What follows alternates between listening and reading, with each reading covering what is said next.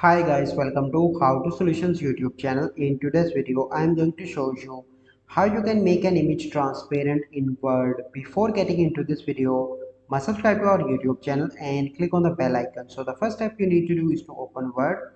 As you can see that I am in my Word. Then you need to click on Insert and select a shape in which I'm going to put a picture. So let me select this one.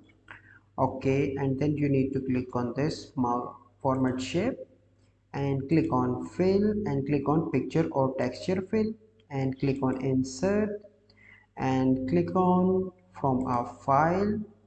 So let me select a random picture. Okay, and then here you can see the option of transparency. Click on that option and here you can see the magic. So you can see that. So this is the process by which you can make an image transparent in Word. I hope you find this video helpful. If you find this video helpful, must like this video, subscribe to our YouTube channel for future videos. We'll see you in the next video. Thank you. Have a good day.